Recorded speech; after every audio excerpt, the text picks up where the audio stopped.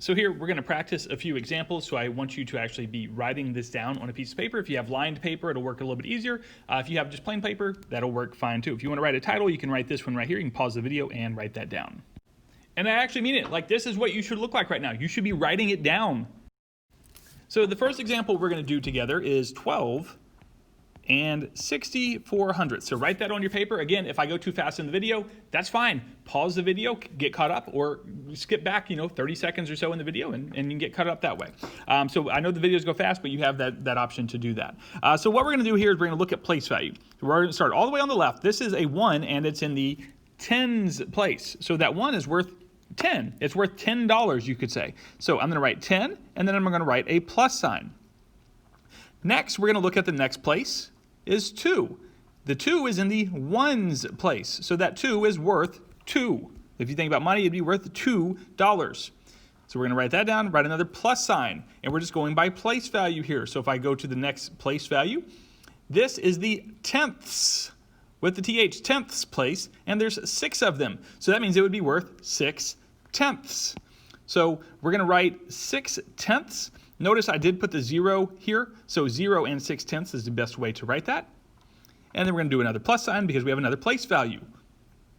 And our last digit here is the 4. It's in the hundredths place. That means it's worth 4 hundredths. So that means you would have decimal 0, 4. That's 4 hundredths. And then we put a 0 in the ones place. And that's expanded form. Next, we're going to do expanded notation. Again, if I'm going too fast, just pause the video. You can skip back as well. So I'm going to look at this original number. I have that 1 in the tens place. So I have 110 is what that means. So I'm going to come down here and I'm going to write 1 times the tens place, because that would give me 10. That would, if we actually did 1 times 10, we'd actually get this number, which is showing the value of that. So 1 times 10. And then what we're going to do is we're going to put parentheses around that.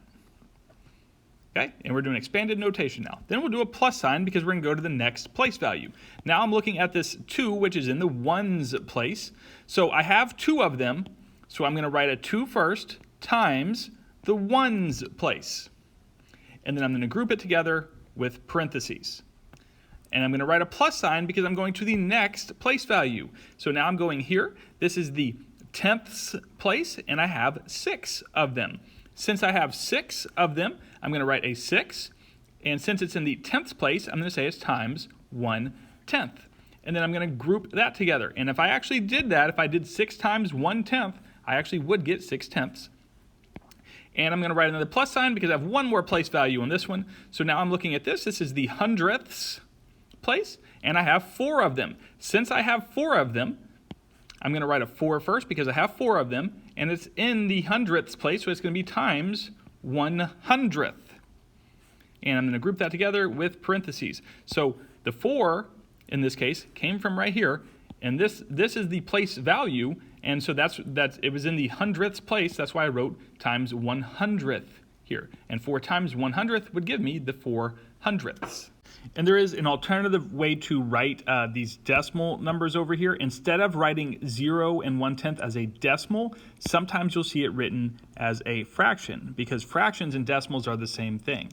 Same thing with this hundredth here. Instead of a decimal, I could write that as a fraction, so you'll see that as well. So just be aware that you could see 6 times 1/10 the fraction, or you could see 6 times 1/10 the decimal, because these two things right here are exactly the same thing. Same thing over here. These two things are exactly the same thing, so you could see 4 times the decimal 100th or 4 times the fraction 100th. And then finally, we've got our word form, which is the easiest one. So what we do is we start with the decimal. Look on the left side, it says 12. So that's what we write down, 12, because that's how we say it, 12. And then we write the word and for the decimal. And then we look at the right side of the decimal, it says 64.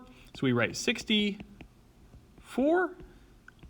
And our last place value is that 4. It's in the hundredths place. So that's what we say last, hundredths. And that's the word form.